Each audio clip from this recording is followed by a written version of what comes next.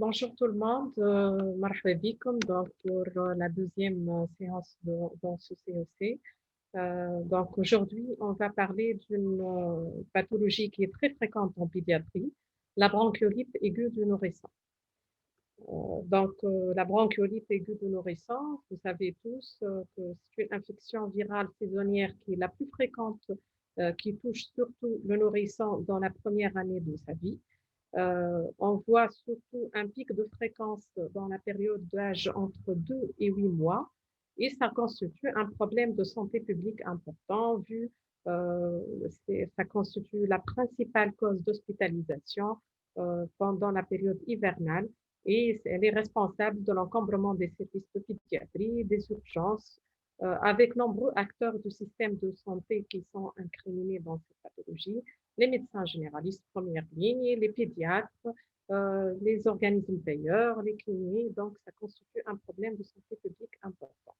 La prise en charge de cette pathologie virale bénigne, entre guillemets, est sujet de controverse. Il y a beaucoup de recommandations et de conduites à tenir, et ces recommandations, en fait, sont l'objet de bonnes pratiques. C'est des constatations de pratiques des médecins. Sur le plan épidémiologique, donc la bronchiolite aiguë virale, elle est essentiellement secondaire au virus respiratoire syncytial. Bon, il y a d'autres virus aussi qui sont responsables. Ça dépend de l'année, ça dépend du pays. Il y a le rhinovirus. On a fait une étude dans notre service en 2014. On a trouvé que le rhino, il dépasse le VRS. Mais le VRS reste le virus le plus fréquent. Dans cette année, peut-être on va voir coronavirus plus fréquent vu cette épidémie avec ce virus. Il y a aussi d'autres virus qui peuvent être responsables, comme l'adénovirus, le métapneumovirus et les virus de la grippe influenzée ou para-influenzée, essentiellement type 1, 2 et 3. La contamination se fait essentiellement de type gouttelette. Elle peut être manuportée ou par un matériel souillé, surtout dans les hôpitaux et les infections nosocomiales virales. La contagiosité, donc le pic épidémique, survient essentiellement en janvier-février. En cette année, on n'a pas encore vu beaucoup de cas de bronchiolite, vu qu'il y a un autre virus, mais on ne sait pas trop ce qu'on va y avoir en janvier-février. La période d'incubation, elle est en général aux alentours d'une semaine, donc de 2 à 8 jours. La guérison, elle peut être spontanée et ça prend généralement 3 à 4 semaines, le temps d'avoir une activité mucociliaire normale. Pour les infections secondaires, on voit qu'il y a 98% d'infections secondaires en milieu hospitalier, 46% à partir d'un membre de la famille ou collectivité et à partir de personnel soignant. Les facteurs de risque de faire une bronchiolite aiguë à VRS, essentiellement, on voit ici qu'il y a la prématurité, le tabagisme passif et l'absence de l'allaitement maternel. Et aussi le faible poids de naissance, le bas niveau socio-économique, la promiscuité, la mise en place en collectivité précoce aussi, c'est un facteur de risque de choper cette bronchiolite.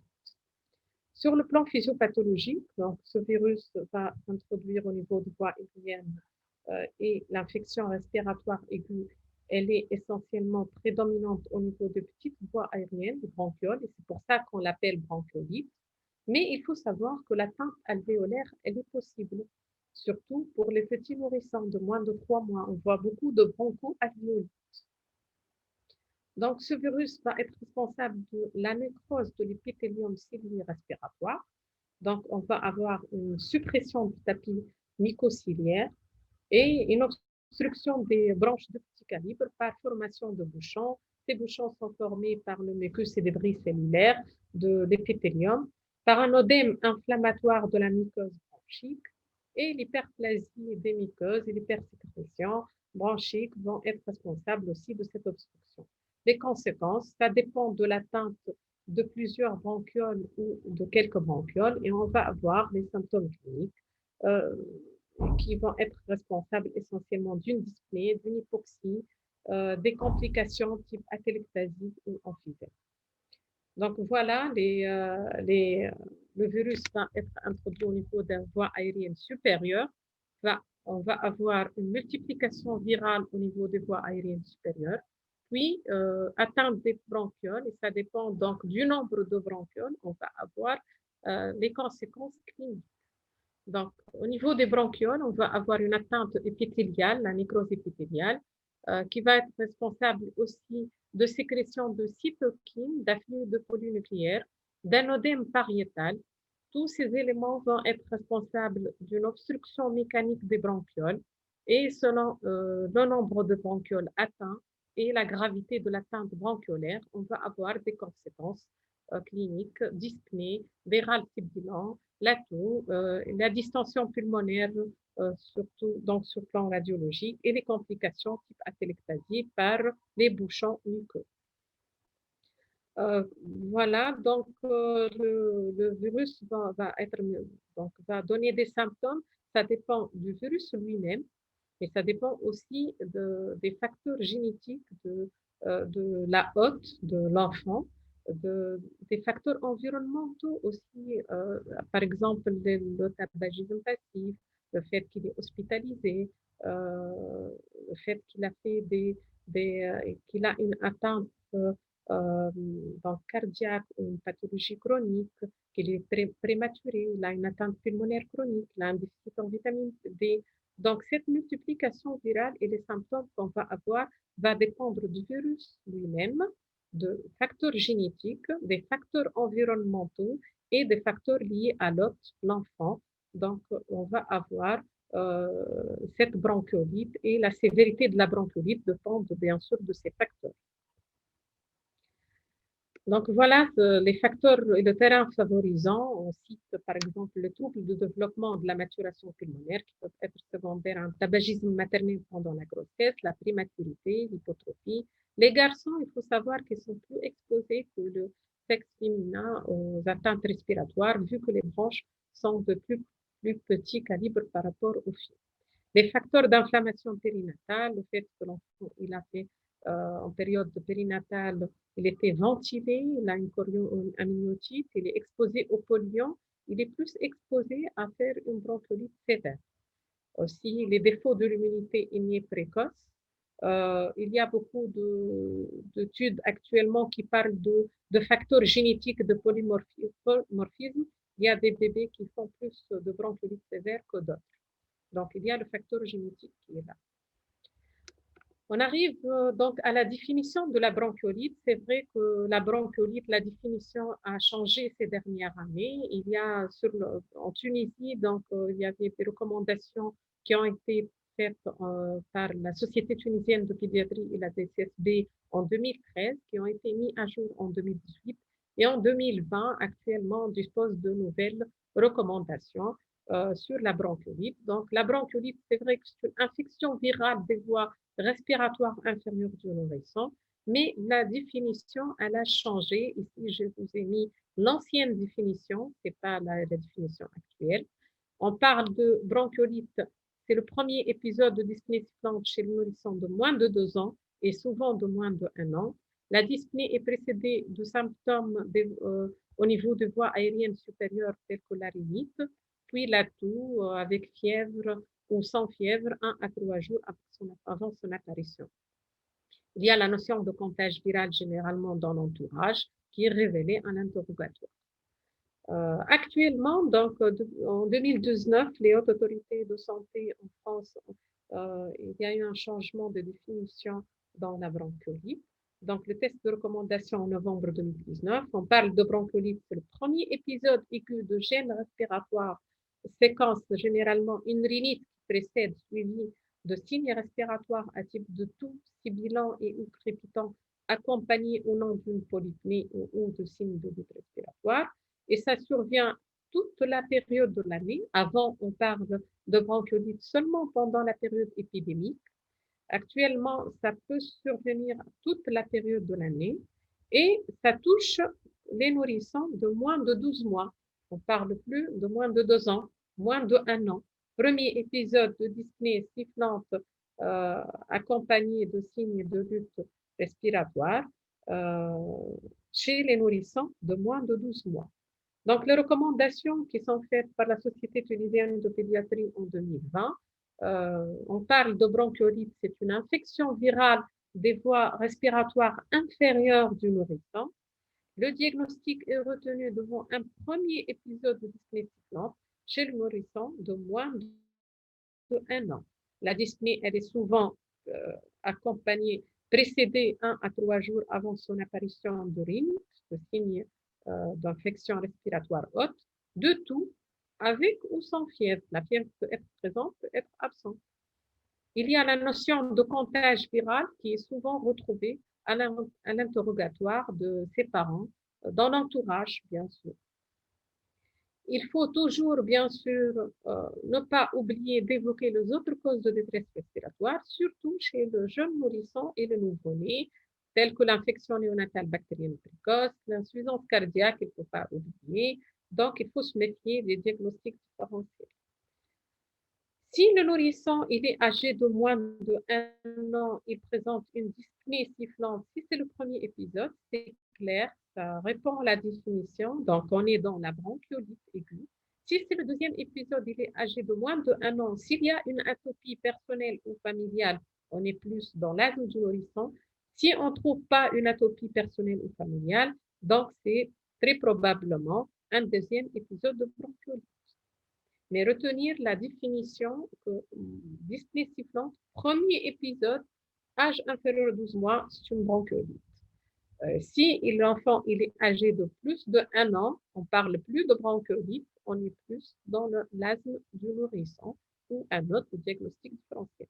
Bien sûr, si c'est un troisième épisode de dyspnée sifflante, même s'il est âgé de moins de 1 an, on parle de l'asthme du nourrisson.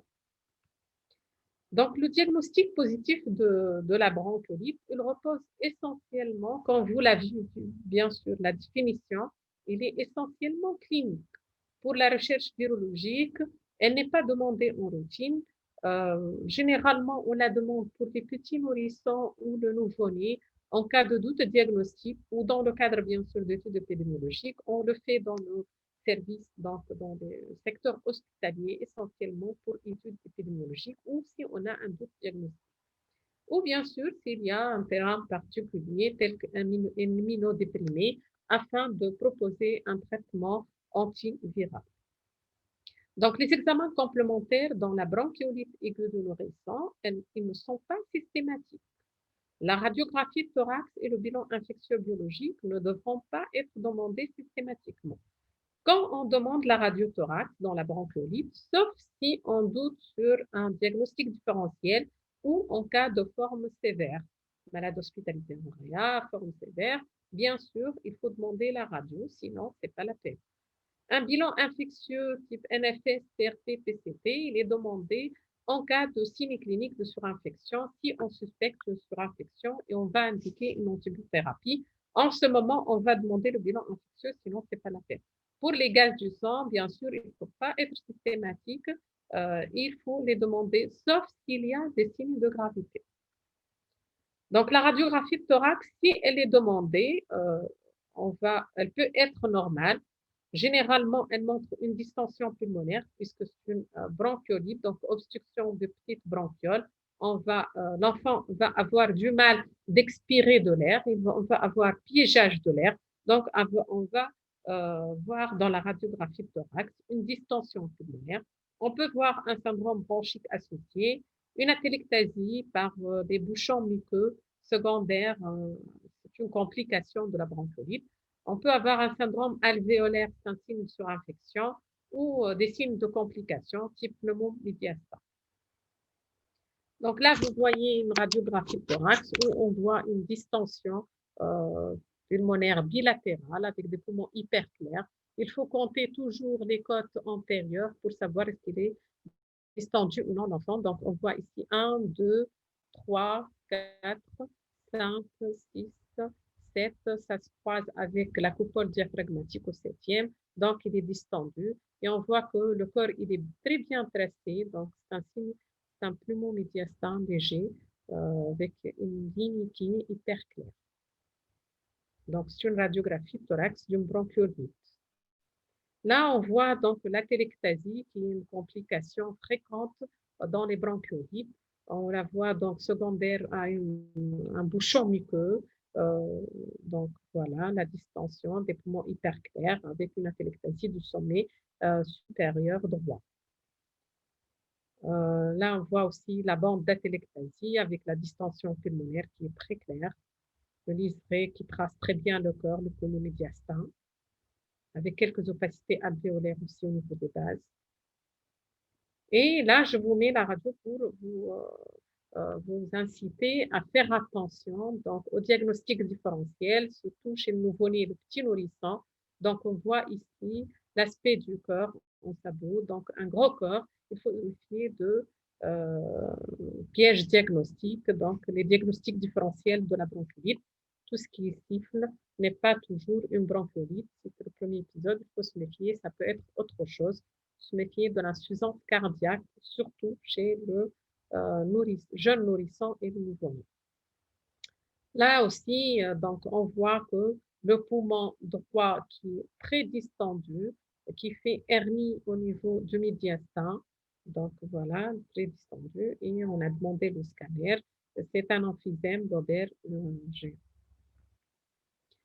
Pour évaluer la gravité de la bronchiolite, toujours, ça doit se faire après une désobstruction rhinopharyngée. Donc, avant d'évaluer, de dire que c'est une bronchiolite légère, modérée ou sévère, il faut faire une bonne DRP en position donc, latérale avec du sérum physiologique. Voilà, donc pour le terrain, ça peut être le terrain qui est un signe de gravité. Il faut se méfier des jeunes nourrissons âgés de moins de 6 semaines, les anciens prématurés avec une prématurité de moins de 34 semaines d'aménorrhée et un âge corrigé de moins de 3 mois, les antécédents de ventilation néonatale et la pathologie sous-jacente, dysplasie bronchopulmonaire, une cardiopathie congénitale, un déficit immunitaire, une pathologie neuromusculaire. Ce sont des signes de sévérité. Donc, si le nourrisson a un signe parmi ces signes, il faut l'hospitaliser, il faut se méfier.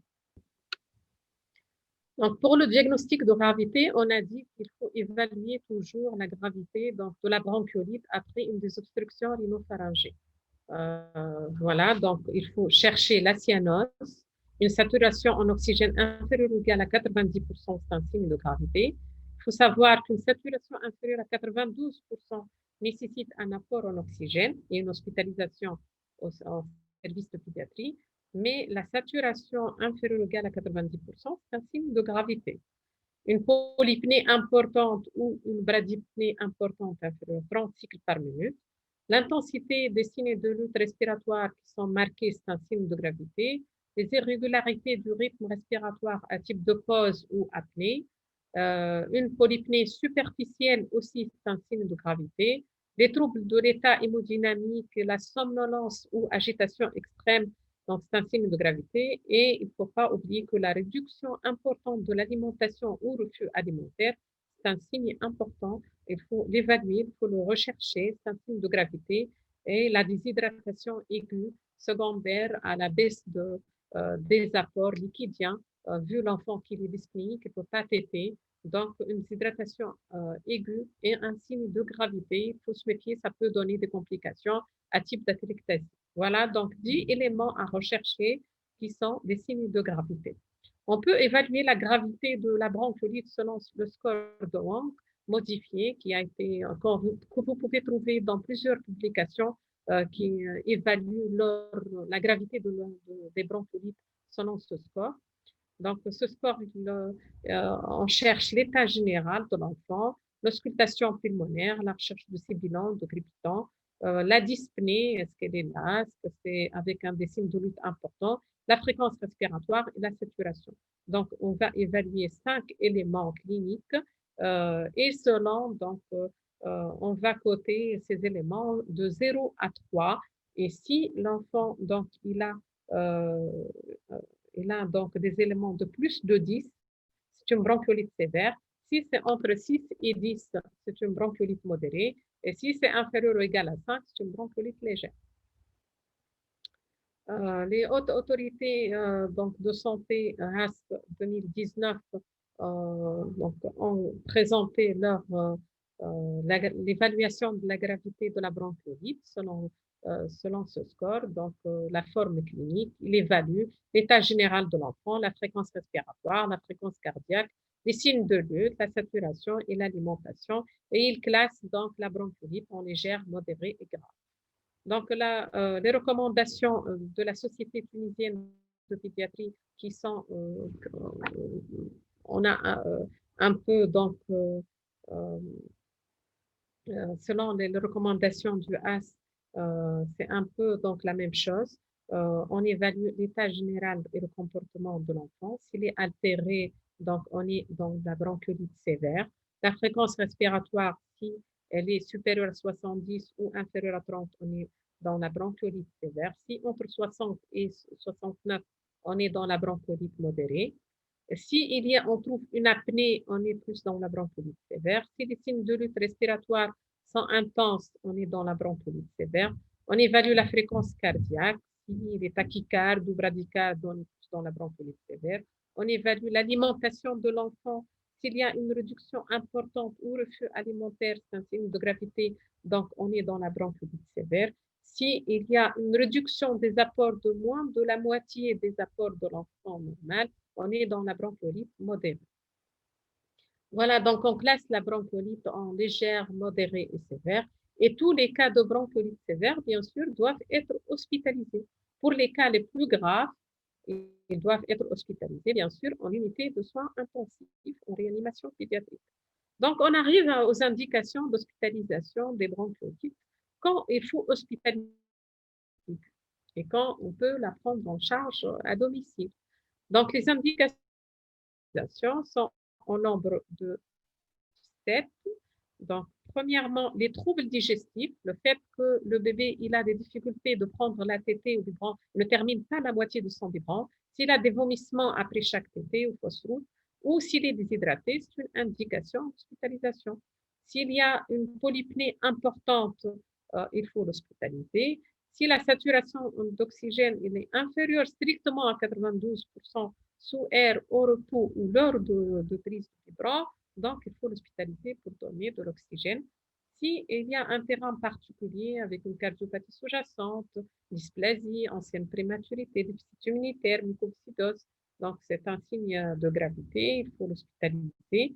Si le nourrisson il est âgé de moins de 6 semaines, il y a un risque important d'apnée et il présente en plus des signes de lutte respiratoire, donc il faut l'hospitaliser. S'il est ancien prématuré inférieur à 34 semaines avec un âge corrigé de moins de 3 mois et il présente des signes de lutte. Et s'il y a aussi des mauvaises conditions socio-économiques, l'incapacité des parents en charge de surveillance ou de compréhension, d'accès aux soins s'il habite loin et les parents ne sont pas aptes de, de prendre en charge leur bébé, bien sûr, il faut l'hospitaliser par crainte d'aggravation. Voilà, donc bien sûr, les critères cliniques de gravité, il faut considérer. Donc, bien sûr, il faut toujours évaluer l'observation parentale de l'enfant, les antécédents de l'enfant, l'environnement, les capacités de la famille, comme on vient de le dire, en termes de surveillance, de compréhension. Donc, il y a des facteurs cliniques, il y a des facteurs anamnéstiques et l'environnement de l'enfant. Et selon ça, on va décider est-ce qu'on va hospitaliser ou non. Ce n'est pas seulement clinique. Bien sûr, si on a décidé de ne pas hospitaliser le bébé et on va donner des soins à domicile, il faut bien sûr donner des informations aux parents. Il faut être sûr que les parents ont eu une information précise et ils ont bien compris les signes d'aggravation. Il faut bien les expliquer. Donc, si votre bébé il ne tète plus bien, qu'il a des troubles digestifs, type vomissement, diarrhée, s'il a des difficultés de prendre la tétée au biberon, s'il y a un changement de comportement récent, il est plus somnolent, il n'est plus éveillé, détérioration de l'état respiratoire, il a plus de signes de lutte. On peut montrer aux parents s'ils sont bien, ils peuvent comprendre s'il y a des signes de lutte importants, il faut le consulter. S'il y a bien sûr une fièvre élevée, élévation thermique, une température supérieure à 38,5 qui persiste, donc il faut le consulter. Donc, c'est très important aussi, si on a décidé de transférer l'enfant et l'hospitaliser dans un service, il faut donner les informations aux parents sur le diagnostic donc de la bronchiolite de leur bébé, sur la gravité de son état et pourquoi il nécessite l'hospitalisation. Bien sûr, avant tout transfert d'une bronchiolite, il faut avoir l'accord de transfert et mise en condition avant le transport, arrêt bien sûr de tout apport par voie orale. Il faut faire une bonne désobstruction rhinopharyngée. Il faut mettre le bébé en position neutre avec un petit billot sous les épaules pour garder la liberté des voies aériennes. Si on va mettre l'enfant sous le bébé sous oxygène, euh, selon les moyens disponibles, généralement des lunettes, oxygène ou masque, le but toujours d'avoir une saturation supérieure à 94%. Et toujours, avant de transférer le bébé pour hospitalisation, il faut vérifier le dextro et la température. Donc, ces recommandations sont publiées par la Société tunisienne de pédiatrie. C'est les précautions avant le transfert. Surtout, ne pas donner ni nébulisation, ni adrénaline, ni bétadonique, ni corticoïdes par voie inhalée ou systémique. Il ne faut pas tarder le transfert, il ne faut pas demander des examens complémentaires. Le diagnostic de bronchiolite, il faut savoir que c'est clinique. Donc, il faut avoir l'accord, expliquer aux parents, mettre l'enfant sous oxygène, arrêter tout apport oral et transférer l'enfant au service pour l'hôpital, pédiatrie pour l'hospitalité. Voilà, donc pour la prise en charge de la bronchiolite, on arrive à la partie importante où il y a beaucoup de discussions et actuellement il y a les recommandations de bonnes pratiques. C'est vrai que la bronchiolite, sa prise en charge, c'est toujours un sujet de controverse. Il y a beaucoup de publications, des essais cliniques, il y a des recommandations de bonnes pratiques dans chaque pays. En Tunisie, donc on a nos recommandations en 2020. Donc, il y a des mesures générales, c'est une infection virale. Euh, il faut donc donner des mesures générales. Ils ne sont pas l'objet d'études scientifiques, ces mesures générales, mais plutôt le fruit d'expériences quotidiennes. Il faut insister sur l'hydratation. On a dit que la bronchiolite peut se compliquer vu qu'il y a un manque d'apport. L'enfant dyspnéique, il peut faire des bouchons muqueux, ça peut donner des complications à type d'atelectasie, d'emphysème. Donc, il faut insister sur l'hydratation correcte.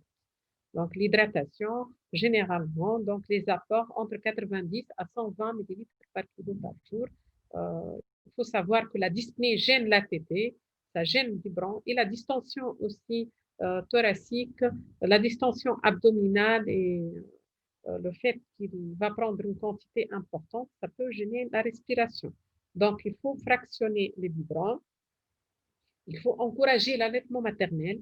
Si l'enfant il est fébrile, bien sûr, il faut donner des antipyrétiques.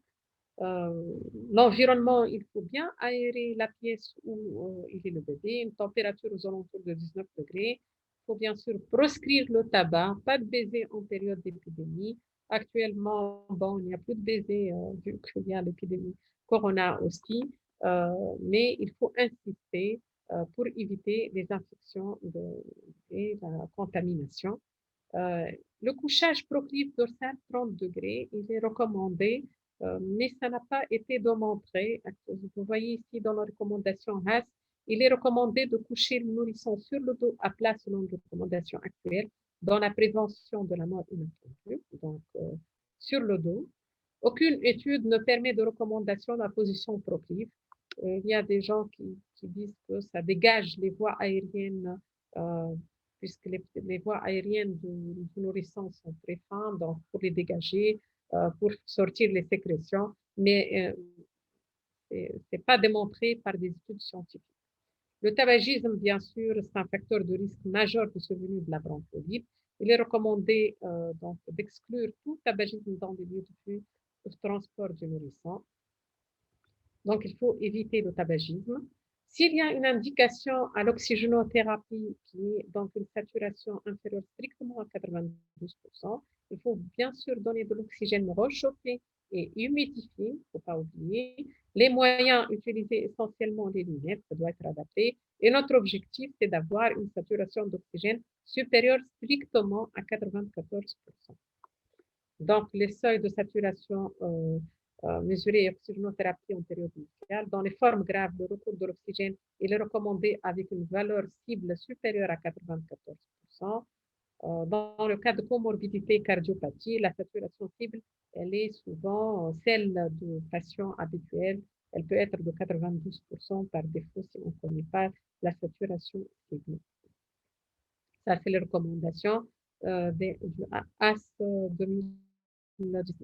Pour les nébulisations au sérum salé hypertonique, c'était en vogue, donc on parle beaucoup, on a utilisé même dans nos services des nébulisations à 3%, à 5%. Les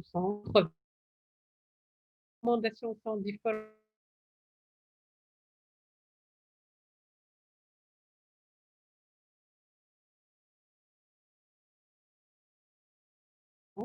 Euh, Ça peut avoir un effet modeste sur la sévérité, ça peut diminuer la durée d'hospitalisation et le taux d'hospitalisation. Mais actuellement, dans les recommandations, donc, dans les différents recommande de plus la nébulisation de sérum salé hypertonique dans la prise en charge de bronchiolites, ni aux urgences, ni aux hospitalisations, ni pour les nourrissons qui ont des complications type atelectasie. Donc, voilà, donc vous voyez ici différents articles qui sont publiés là donc en 2015 qui parlent donc de nourrissons qui ont eu des nébulisations sérum salé hypertonique à 3%, ils n'ont pas trouvé d'efficacité. Aussi dans cette étude, pas de réduction significative de la durée d'hospitalisation. Ça a été fait à Tokyo dans 5 hôpitaux. Il y a 2 groupes, ceux qui ont eu des sérums hypertoniques et ceux qui ont eu salbutamol, mais pas de réduction du tout de durée d'hospitalisation avec ces nébulisations. Cette étude aussi publiée en 2017, on a démontré que le sérum salé hypertonique, les nébulisations dans les bronchiolites, le premier épisode de bronchiolite, ne réduit pas le taux d'admission. Voilà. Donc, les sérums salés hypertoniques, on n'utilise plus. Dans l'épidémie de l'année dernière, dans notre service, on n'utilise plus le sérum salé hypertonique. On n'a pas vu de différence. Donc, de nébulisation salée hypertonique. L'augmentation aussi nous demande donc de bêta-2 mimétiques ou par voie orale pour bien sûr le premier épisode de bronchiolite, on parle toujours. Ni l'épinéphrine, donc ni l'adrénaline, il n'est pas recommandé, ni l'atrovent non plus, n'est pas recommandé, ni les corticoïdes par voie systémique ou nébulisation, n'est pas recommandé dans le premier épisode de bronchiolite. Donc voilà les recommandations de HAS aussi, comme la STP. Il n'y a pas de recommandation pour les nébulisations de bronchodilatateurs, ni l'adrénaline, ni corticoïdes par voie inhalée ou par voie systémique, ni les thérapeutiques à visée anti-inflammatoire, type par exemple azithromycine, anti-leucotriène, ne sont pas recommandés dans la bronchiolite. Pour les antibiothérapies, pas d'antibiothérapie systémique. Il n'y a pas d'antibiothérapie systématique dans la bronchiolite. Ne prescrire les antibiotiques qu'en présence d'une co-infection bactérienne documentée ou fortement suspectée. Si on suspecte une infection bactérienne, on va demander un bilan, une radiographie thorax, et si on trouve des éléments en faveur d'une infection bactérienne, on va prescrire les antibiotiques. Sinon, ce n'est pas la peine. Pour les antitussifs, les mycolytiques, bien sûr, ne sont pas indiqués dans la bronchiolite et vous savez très bien qu'ils sont contre-indiqués chez les médecins de moins de 2 ans. Donc, on revient aux recommandations HAS 2019, pas d'antibiotiques, pas de caféine, pas d'antitussifs. Voilà. Pour la kiné respiratoire, avant, on faisait beaucoup de kiné respiratoire, bien sûr par accélération, augmentation du flux, c'est la technique qui est validée. Actuellement, la kiné respiratoire n'est pas systématique, surtout chez le nourrisson qui est au début de la bronchiolite quand il est spastique. Donc, sauf si encombrement important, ou si complication à type d'atelectasie. Voilà, bien sûr, si l'enfant il a une atteinte pathologie neuromusculaire ou la pathologie respiratoire chronique. Sinon, ce n'est pas la peine. Donc, il n'y a pas d'indication systématique. C'est la recommandation RAS aussi. Actuellement, on parle beaucoup d'oxygénothérapie avec les lunettes à haut débit. C'est une technique simple et dénuée de risque. Elle est à proposer, bien sûr, de première intention dans les services de pédiatrie générale. Ça peut se faire dans un service de pédiatrie. Ce n'est pas seulement en réanimation pédiatrique. Donc, ils sont indiqués dans la bronchiolite modérée à sévère, bien sûr, avec une équipe qui est habituée pour éviter les effets secondaires, avec une surveillance rapprochée. Voilà, donc le mécanisme d'action de cette technique, vous allez avoir un cours avec le Bourgi, je pense, sur sur l'oxygénothérapie au débit. Je ne vais pas parler beaucoup de détails. Le mécanisme d'action, c'est essentiellement le lavage de l'espace mort nasopharyngé. Ça améliore la ventilation alvéolaire en facilitant l'élimination de CO2. Ça diminue les résistances inspiratoires du travail respiratoire en fournissant un débit adéquat. Ça améliore la conductance des voies aériennes. Ça réduit le coût métabolique en fournissant un air humidifié. Ça produit une pression de distanciation positive PEP. Voilà, donc ça diminue la demande métabolique, ça limite le travail respiratoire, meilleur confort, tolérance du patient, ça évite l'assèchement des mucosités. Donc, on donne de l'air humidifié avec une petite pression qui va aider à diminuer le travail respiratoire. Euh, Ça soulage l'enfant et ça prévient l'augmentation de la résistance des voies aériennes supérieures. Donc, les avantages, c'est le confort, avoir une FiO2 précise, effet PEP, et ça facilite les manœuvres de désencombrement. Bien sûr, on insiste que ça doit être sous surveillance clinique, fréquence respiratoire, cardiaque, la circulation, le travail respiratoire, tolérance. C'est recommandé, donc, l'oxygénothérapie à haut débit dans les recommandations RAS. Ils sont à proposer si l'enfant il ne s'améliore pas et il s'aggrave sous oxygénothérapie standard.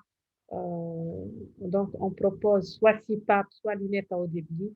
Bien sûr, il faut avoir un personnel formé et sous surveillance.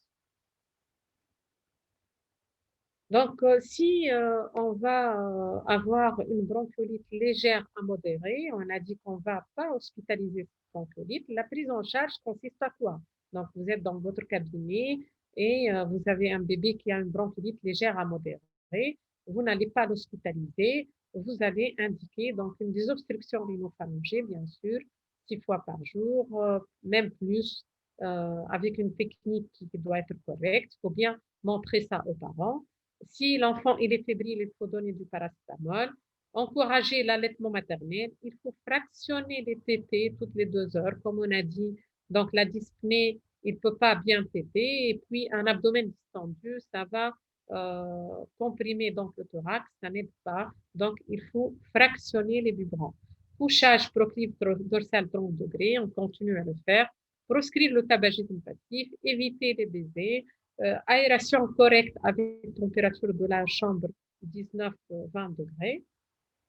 Vous n'avez pas besoin de donner ni nébulisation, comme disent les recommandations, ni corticoïdes, ni mucolytiques, ni antitussifs. Les antibiotiques ne sont indiqués sauf s'il y a co-infection bactérienne documentée. Si ce n'est pas le cas, pas d'indication. Et la kiné, elle n'est pas systématique, elle est proposée seulement s'il y a un encombrement important ou atérectasie ou pathologie sous-jacente, neuromusculaire ou pathologie respiratoire chronique. Bien sûr, si le nourrisson il est âgé de moins de 3 mois, il n'est pas hospitalisé, il faut le revoir le lendemain, bien sûr. Il faut revoir le malade. Ils sont jeunes, ils peuvent s'aggraver. Il faut bien sûr donner des informations claires aux parents. Il faut être sûr que les parents peuvent prendre en charge leur bébé. Euh, il faut être sûr, il faut les suivre, donc soit par une consultation le lendemain ou par télémédecine, il faut les appeler, voilà. Donc là, c'est cette diapo pour montrer la technique correcte de désobstruction rhinopharyngée. Je pense que vous le connaissez tous. Pour la bronchiolite hospitalisée, donc on a vu dans les diapos précédents quelles sont les indications d'hospitalisation. Donc, vous avez indiqué une hospitalisation, en plus des mesures générales suscitées, la DRP, le fractionnement, la position proclive. S'il a besoin donc d'oxygénothérapie qui est indiquée si saturation inférieure ou égale à 92% ou sténose, donc on va utiliser essentiellement des lunettes ou sonde nasale. On va donner de l'oxygène réchauffé et humidifié. Il faut toujours vérifier que ça soit humidifié. L'objectif, c'est une saturation supérieure strictement à 92-14%. Il faut savoir qu'il n'y a pas de perfusion intraveineuse systématique. Il faut éviter les perfusions systématiques. Généralement, on fractionne les vibrants, on donne toutes les 2 heures des petites quantités, ou sinon, on passe au gavage gastrique. Sinon, si c'est sévère, on va perfuser l'enfant, mais c'est le dernier recours. L'oxygénothérapie avec des lunettes à haut débit sont indiquées première intention dans les services de pédiatrie en cas de bronchiolite modérée à sévère qui ne sont pas améliorées ou aggravées sous oxygénothérapie standard. Généralement, les bébés qui ont un travail respiratoire important et risquent de s'épuiser, il faut penser aux lunettes à haut débit. Il faut l'indiquer à temps. Pas de nébulisation, ça ne sert à rien, ni atrovent, ni corticoïdes, ni adrénaline, ni bétadomitique, ni sérum hypertonique. Ça augmente la charge de travail du personnel et ça n'a pas été démontré son efficacité dans le premier épisode de bronchiolite aiguë chez le nourrisson. Pas de corticoïdes par voie systémique non plus, pas de mycolytique ni antitussif, pas d'antibiotiques, sauf si pour infection bactérienne documentée. On arrive aux préventions, qui est un chapitre important de la bronchiolite. Il vaut mieux prévenir, bien sûr. Actuellement, on sait tous les moyens de prévention avec l'ère de Covid. Donc, décontamination des mains par les antiseptiques hydroalcooliques, sinon lavage des mains par l'eau et le savon, la désinfection des objets et des surfaces dans les collectivités, les structures ambulatoires et hospitalières, le matériel médical aussi, il faut toujours le désinfecter entre chaque patient, c'est important, par le gel alcoolique ou par une solution désinfectante.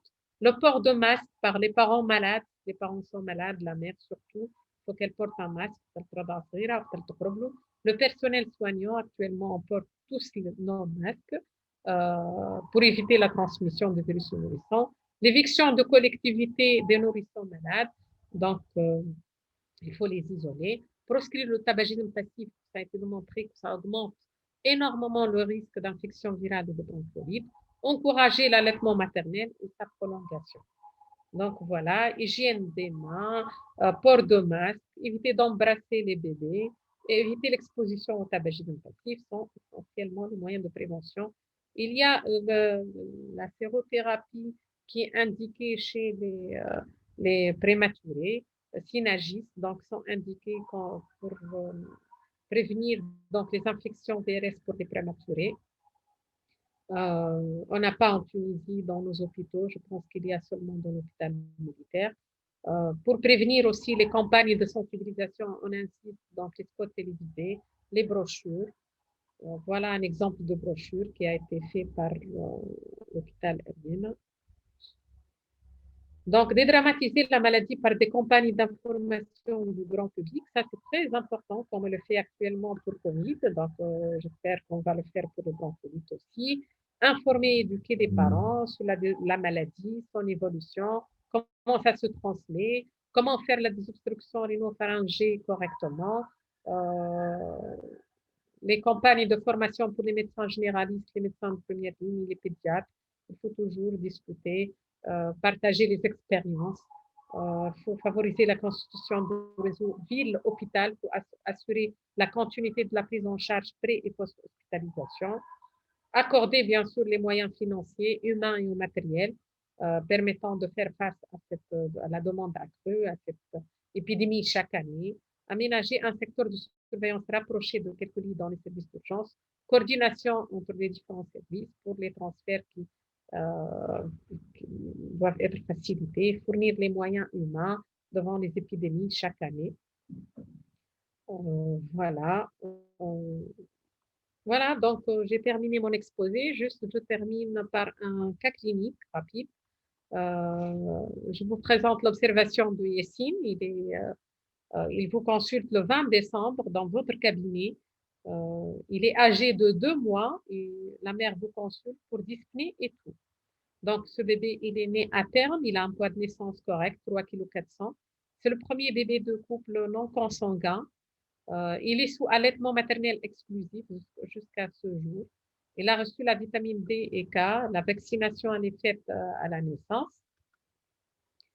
Dans ses antécédents, pas d'atopie familiale. Il a un niveau socio-économique moyen, pas d'humidité. Les parents, ils sont fumeurs, ils fument tous les deux au jardin de la maison, pas d'intérieur pour les autres. Le bébé, il est gardé par sa mère. Pas de contagion viral dans la famille. Donc, l'histoire remonte à 48 heures. Le bébé présente une obstruction nasale non améliorée par une désobstruction rhinopharyngée. Vous avez vérifié avec la mère, elle le fait bien en position latérale, désobstrue chaque narine avec du sérum physiologique. Mais devant la persistance de cette obstruction nasale, l'apparition d'une toux sèche et d'une fièvre depuis 24 heures, cette fièvre elle est à 38 degrés. La mère a donné des antipyrétiques et devant les signes, la dyspnée, la gêne respiratoire, la mère vous consulte. Donc, l'examen clinique, vous avez trouvé un bébé eutrophique, il était apyrétique, subfébrile, 37,8, fréquence cardiaque à 110 battements par minute, pas de souffle. Il était polypnéique, il avait une fréquence à 56 cycles par minute, supérieure à 40 à cet âge, donc il est polypnéique. Il a un tirage sous-costal et intercostal. À l'auscultation, vous avez trouvé des rames sibilants au deux champs pulmonaires, pas plus. Et le reste de l'examen, il était normal. Donc, polypnée, quelques signes de lutte, subfébrile, des râles sibilants. Donc, au total, c'est un nourrisson âgé de 2 mois. Il présente un premier épisode de dyspnée obstructive avec sibilant, qui était précédé par une rhinite, une toux. Il a une petite fièvre à 38 degrés traitée en ambulatoire par la mère par des antipyrétiques. Elle a donné du paracétamol. La notion de tabagisme passif, donc les parents, ils sont tous les deux fumeurs. Et quel est votre diagnostic? Donc, je suppose que vous avez la réponse. Donc, premier épisode de dyspnée sifflante chez un bébé âgé de moins de 1 an, précédé par une symptomatologie, une atteinte des voies aériennes supérieures associée à une petite fièvre avec la notion de tabagisme passif. Donc, c'est une bronchiolite aiguë de nourrisson. Très bien. Quelle serait votre conduite à tenir? Est-ce que vous allez hospitaliser l'enfant? Est-ce que vous allez demander des examens complémentaires? Qu'est-ce que vous allez dire à la mère?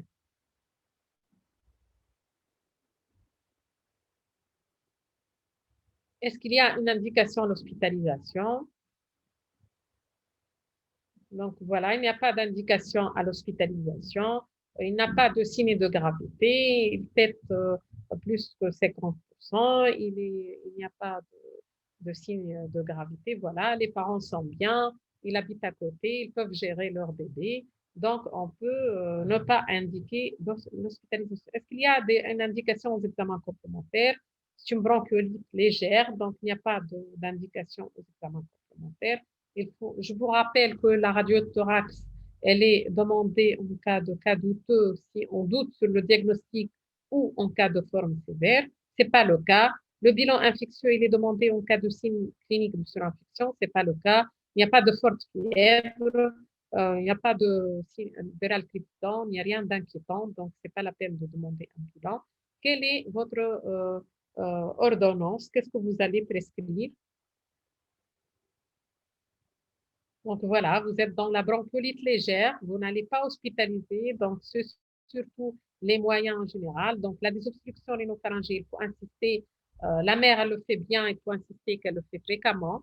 Le couchage proclive 30 degrés, fractionner les tétés pour ne pas épuiser le bébé, aérer correctement la chambre, proscrire le tabac, donc il faut arrêter, il faut savoir que les particules de tabac restent sur les vêtements, il faut être vigilant. Donc, éviter d'embrasser le bébé. Pas d'indication de la kiné puisqu'il n'est pas encombré.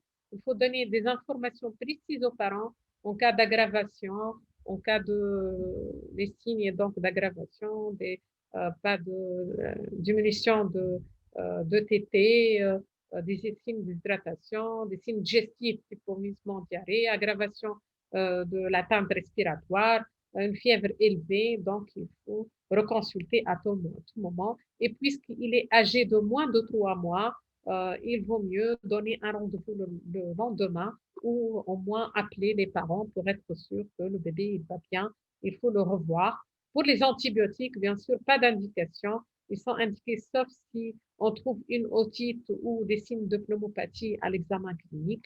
Ce n'est pas le cas, donc il n'y a pas de signes d'infection. Voilà, c'est ce qu'il faut faire. Mais bien sûr, il faut parler beaucoup aux parents, c'est ça le plus important. Voilà. Merci. J'espère que c'était bien. Merci.